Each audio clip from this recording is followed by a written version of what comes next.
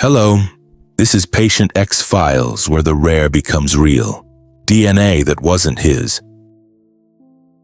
I never told anyone this story before, but sitting in that sterile hospital room watching my brother's life slip away, I discovered something that shattered everything I thought I knew about identity, family, and what it means to be human.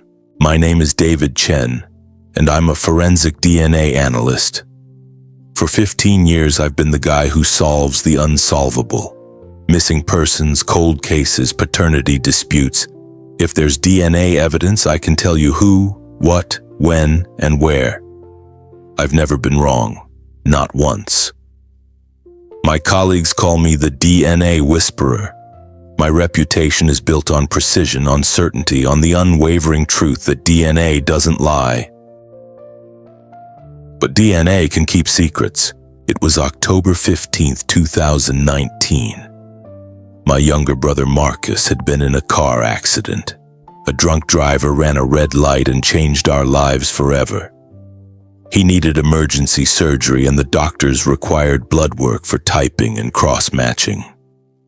As his next of kin and someone with medical training, I offered to fast-track the process through my lab. I remember the moment I loaded his sample into the analyzer.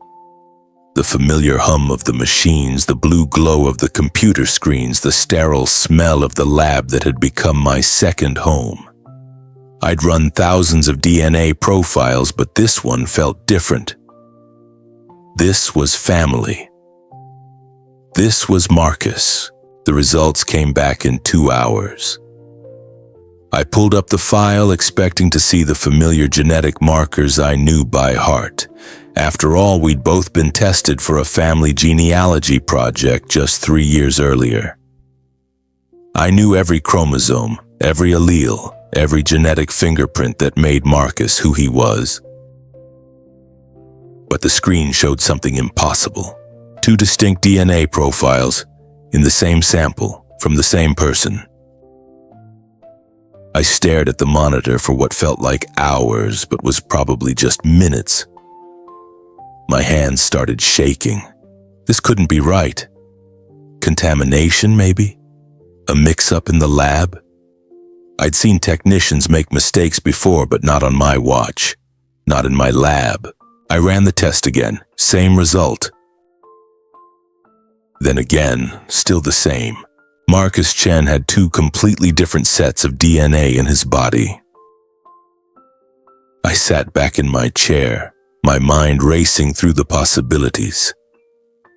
In my 15 years of experience, I'd seen a lot of strange things, but this was beyond strange. This was medically impossible. Or so I thought. You see, we all grow up believing that our DNA is our unique biological signature. One person, one genetic code. It's the foundation of modern forensics, medicine, and identity. Every cell in your body should carry the same genetic information. That's what makes you, you. But Marcus was different. Marcus was what scientists call a chimera. Let me take you back to the beginning, to a story that started before Marcus was even born. In the summer of 1987, my mother was pregnant with twins. She was 26 years old, newly married to my father, and excited about expanding our family. I was 4 at the time, too young to understand the complexity of what was happening in my mother's womb.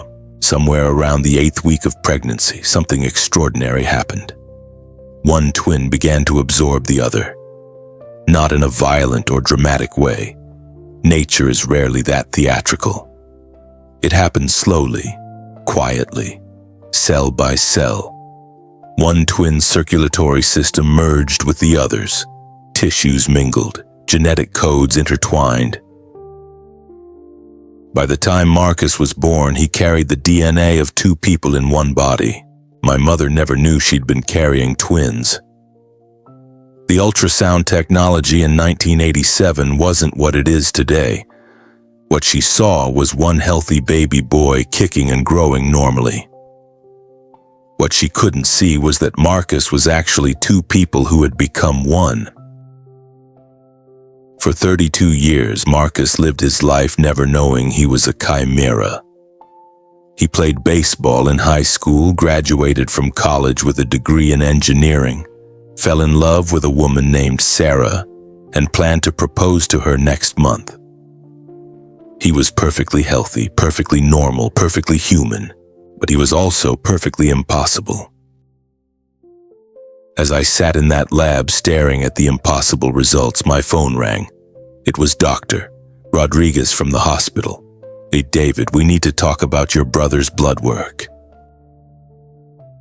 "I know," I said. "I'm seeing the same thing. This is unprecedented. I've been practicing medicine for 25 years and I've never seen anything like this. We need to run more tests." "Well, what kind of tests?" "Everything. Full genetic workup, tissue samples, organ function tests. If your brother really is a chimera, we need to understand the implications for his surgery." The implications. Such a clinical word for something that was about to turn our understanding of identity upside down. Over the next 3 days, while Marcus fought for his life in intensive care, we discovered the true extent of his unique biology. The DNA in his blood was different from the DNA in his skin. His liver cells carried one genetic signature, while his heart cells carried another. Some organs were entirely his, while others belonged to the twin who never made it to birth. But here's the thing that haunts me the most. Which one was really Marcus, the boy I grew up with, who taught me how to ride a bike and stole cookies from the kitchen when Mom wasn't looking? Was he the genetic code in his brain tissue? Or was he the DNA in his bone marrow? When you have two sets of genetic instructions in one body, which one defines who you are? Dr. Rodriguez explained that chimerism occurs in about 1 in every 8 pregnancies that start as twins. Most of the time, we never know it happened. The absorption is complete, leaving no trace of the second twin. But in rare cases, maybe 1 in several million, the merger is incomplete. 2 genetic identities coexist in one body like roommates sharing an apartment for life. Your brother is essentially 2 people, she told me. His blood type is O positive from one twin, but his saliva shows A negative from the other. His fingerprints are unique to him, but if we tested DNA from under his nails versus DNA from his hair follicles, we'd get 2 different genetic profiles. I thought about all the times Marcus had wondered why he looked so different from the rest of our family. His eyes were green while ours were brown. His hair was curly while ours was straight. We used to joke that he was adopted, that Mom and Dad had picked him up from the hospital lost and found.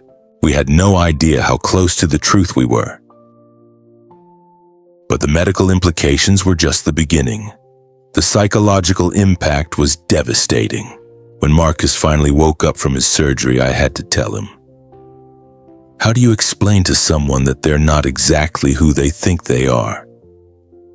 How do you tell your brother that he's been carrying a ghost inside him his entire life?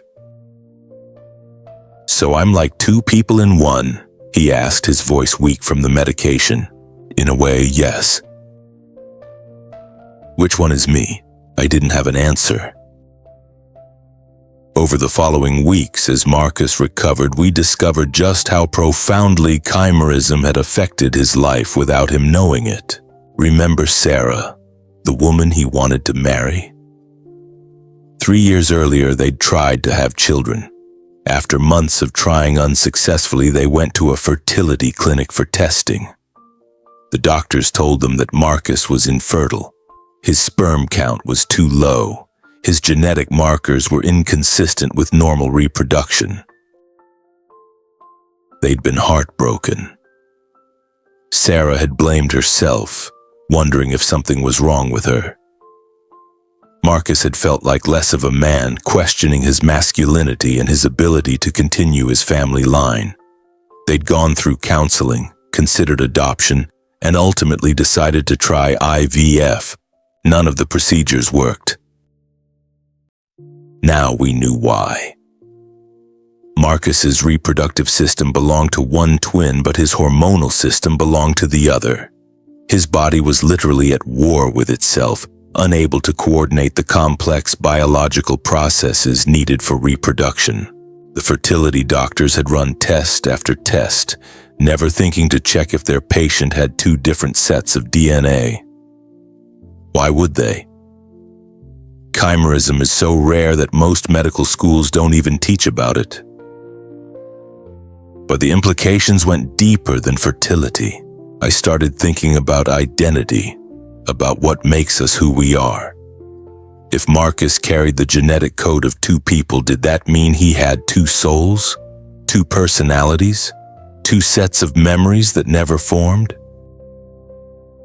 I researched everything I could find about human chimerism. The cases are few and far between, but each one tells a story that challenges our basic understanding of individual identity.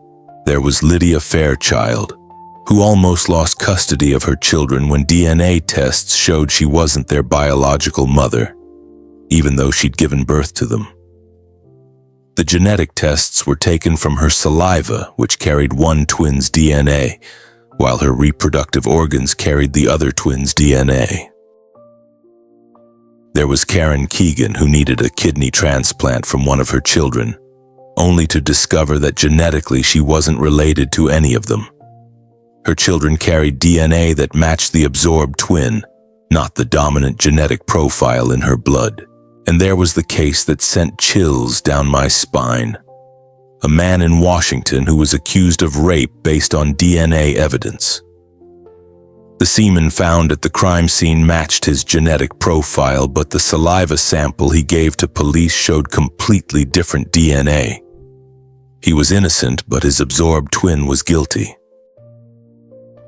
These stories forced me to confront uncomfortable questions about justice, identity, and what it means to be human. If Marcus committed a crime, which DNA profile would be held responsible? If he donated blood, which genetic signature would the recipient receive? If he had children, would they inherit genes from him or from the twin who never lived? The more I learned, the more I realized that chimerism challenges our most basic assumptions about individual identity. We live in a world where we assume one body equals one person equals one genetic code. But what happens when that equation doesn't add up? Marcus struggled with these questions too. In the months following his accident, he became obsessed with understanding his condition. He started referring to himself as "we" sometimes, joking that he was never alone because he carried his twin brother with him everywhere he went. But the jokes had a dark edge. Late at night, when the pain medication wore off and the reality of his situation sank in, Marcus would call me with existential questions that I couldn't answer. "David, when I look in the mirror, am I seeing one person or two? When I make a decision, is it coming from my brain or from the other guy's brain? If the other twin had lived, would I even exist?" These weren't just philosophical questions. They were the raw, painful reality of living with a condition that medical science barely understands. But the most disturbing discovery came 6 months later, when Marcus decided to undergo comprehensive genetic testing to understand the full extent of his chimerism. Dr. Rodriguez arranged for tissue samples to be taken from different parts of his body. Skin cells from his arms, cheek cells from his mouth, hair follicles from his scalp, blood from his veins, and saliva from his tongue. The results were staggering. Marcus wasn't just carrying two sets of DNA, he was carrying two different genders. The absorbed twin had been female. This explains so much, Dr. Rodriguez told us. The fertility issues, the hormonal imbalances, even some of the personality traits your family mentioned. Marcus had always been more sensitive than other boys. more in touch with his emotions, more nurturing. We'd attributed it to his personality, but now we wondered if it was something deeper. Was he expressing traits from his absorbed twin sister? The gender revelation hit Marcus harder than anything else we'd discovered. For weeks, he barely spoke to anyone. He'd stare out the hospital window for hours, lost in thoughts he couldn't or wouldn't share. "I keep thinking about her," he finally told me one evening. "The sister I never met, the sister who never got to live her life." "She did live," I said. "She's living through you. But is she happy? Is she okay with being trapped inside someone else's body? Did I steal her life?" These questions haunted him. And honestly, they haunted me too. I started having dreams about a little girl who looked like Marcus, but with longer hair and softer features. In my dreams, she was trying to tell me something, but I could never quite understand what she was saying. I'd wake up feeling like I'd lost something important, like I'd failed to hear a message that desperately needed to be heard. The psychological impact of chimerism extends far beyond the individual. Families struggle to understand how to relate to someone who is, in essence, two people. Support groups for chimera patients and their families are virtually non-existent because the condition is so rare. Marcus and I started meeting with a therapist who specialized in unusual medical conditions. Dr. Patricia Hawkins had worked with intersex patients, people with multiple personalities, and individuals with rare genetic disorders. "The challenge with chimerism," she explained, "is that it forces us to confront the arbitrary nature of individual identity. We like to believe that consciousness, personality, and identity are singular and unified. But Marcus's condition suggests that these concepts might be more fluid than we're comfortable admitting. Through therapy, Marcus slowly began to find peace with his situation. Instead of seeing his absorbed twin as a burden or a ghost, he started to view her as a gift. Her DNA had given him sensitivity, empathy, and emotional intelligence that made him a better person. "Maybe she chose to stay with me," he said during one session. "Maybe she knew I needed her to become who I was supposed to be." But the medical mysteries weren't over. A year after his accident, Marcus started experiencing strange health issues. Chronic fatigue, joint pain, and what doctors initially thought might be an autoimmune disorder. His body was attacking itself at the cellular level. After months of testing, we discovered the cause. His immune system was recognizing the foreign DNA from his absorbed twin and trying to eliminate it. His body was literally rejecting part of itself. "It's like having an organ transplant that you can never remove," Dr. Rodriguez explained. His immune system sees the twin's DNA as foreign tissue and is mounting an attack against it. The treatment was complex and risky. Immunosuppressive drugs could reduce the autoimmune response, but they would also leave Marcus vulnerable to infections and other diseases. It was a delicate balance between accepting the chimeric DNA and maintaining overall health. During this time, I started researching the broader implications of chimerism for forensic science and criminal justice. If someone like Marcus committed a crime and left DNA evidence, which genetic profile would investigators find? And more importantly, how many unsolved cases might involve chimeric suspects whose DNA doesn't match traditional testing methods? I brought my concerns to the FBI's forensic division, where I sometimes consulted on difficult cases. The response was troubling. "We've never encountered a chimeric suspect," Agent Sarah Mitchell told me. "Our databases aren't designed to handle multiple DNA profiles from the same individual. But that doesn't mean chimeric criminals don't exist. It just means we haven't learned how to identify them." I started reviewing cold cases with unusual DNA evidence, cases where multiple genetic profiles were found but investigators couldn't identify additional suspects. In 3 separate cases, I found evidence patterns consistent with chimerism.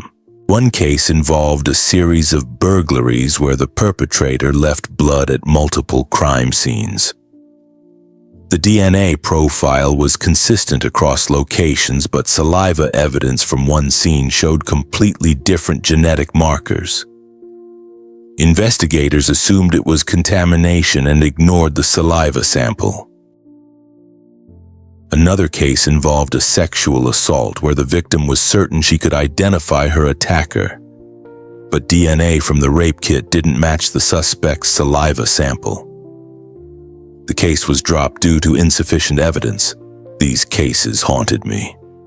How many innocent people had been cleared of crimes they actually committed because investigators didn't understand chimerism?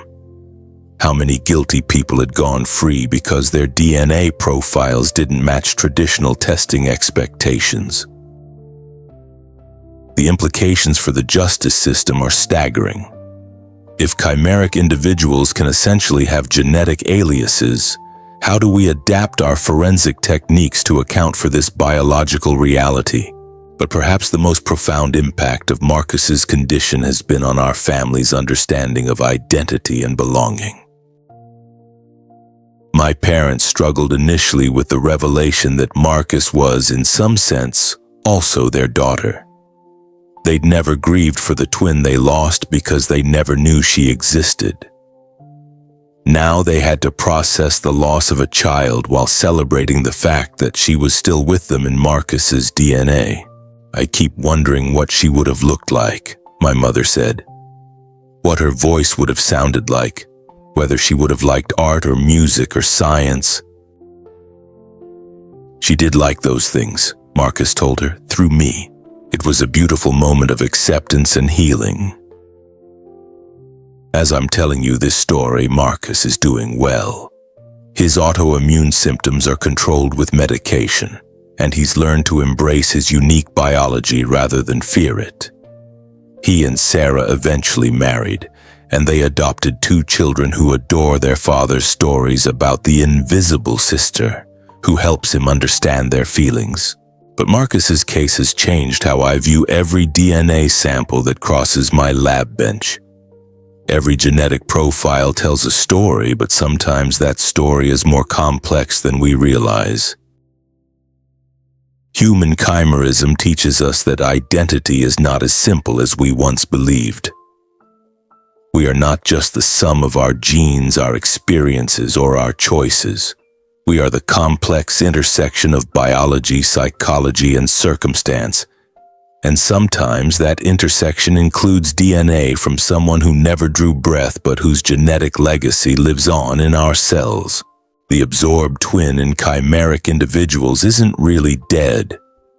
She's not really alive either, at least not in any conventional sense. She exists in a liminal space between presence and absence, between being and non-being. Her DNA flows through Marcus's bloodstream, influences his hormone levels, shapes his immune responses, and possibly even affects his thoughts and emotions. In many indigenous cultures, twins are believed to share a soul. One body might house both spirits, and the death of one twin doesn't end their connection to the other. Modern science is beginning to suggest that these ancient beliefs might be more accurate than we realized. Marcus often says he feels like he's living for 2 people now. Every experience is richer because he's experiencing it on behalf of the sister who never got her chance. Every emotion is deeper because it carries the weight of 2 genetic identities. Every decision is more thoughtful because he considers how it might affect not just himself, but the genetic legacy he carries. This sense of dual existence has made Marcus more empathetic, more compassionate, and more aware of the hidden complexities in every person he meets. He's become an advocate for rare disease research and genetic counseling, using his story to help other families navigate the challenges of unusual medical conditions. We're all carrying ghosts, he tells the families he counsels. Some of us just have genetic proof. The research into human chimerism continues to evolve. Scientists are discovering that the condition might be more common than previously thought, particularly in certain populations and under specific environmental conditions. Some researchers believe that mild forms of chimerism, where the absorbed twins' DNA represents only a small percentage of the overall genetic profile, might affect millions of people who never realize they're carrying multiple genetic signatures. Advanced genetic testing is beginning to reveal these hidden chimeric individuals, leading to profound questions about identity, medical treatment, and legal responsibility. If you discovered tomorrow that you were carrying DNA from an absorbed twin, how would that change your understanding of who you are? These discoveries are forcing us to reconsider fundamental assumptions about human biology and identity. The traditional model of one body, one genetic code, one person is giving way to a more nuanced understanding of human complexity. But beyond the scientific implications, Marcus's story is ultimately about acceptance, adaptation, and the resilience of the human spirit. It's about learning to embrace the parts of ourselves that don't fit conventional categories and finding strength in our differences rather than shame. It's about understanding that identity is not a simple equation, but a complex symphony of genetics, experience, choice, and circumstance. Sometimes that symphony includes notes from people who never lived independent lives, but whose genetic contributions continue to resonate through the bodies and souls of others. Marcus's absorbed twin sister never spoke her first word, never took her first step, never felt the sun on her face or the wind in her hair. But through Marcus, she experiences all of these things. Through his sensitivity, she touches the world. Through his empathy, she connects with other souls.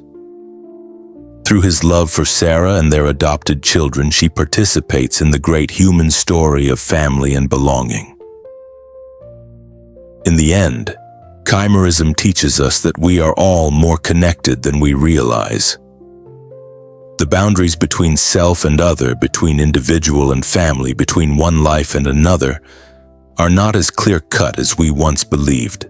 Marcus carries the DNA of two people, but he is uniquely himself. He is the living bridge between what was and what could have been, between the twin who absorbed and the twin who was absorbed. His existence proves that love, identity, and human connection transcend the simple mechanics of genetics. Every time I see Marcus laugh, I wonder if some of that joy belongs to his invisible sister. Every time he comforts a crying child, I suspect she's guiding his gentle touch. Every time he looks at the sunset with that expression of quiet wonder, I believe she's seeing it through his eyes. We are all more than the sum of our parts. But Marcus is literally, genetically, biologically more than the sum of his parts. And that makes him not less human, but profoundly, beautifully, impossibly more human than any of us ever imagined possible.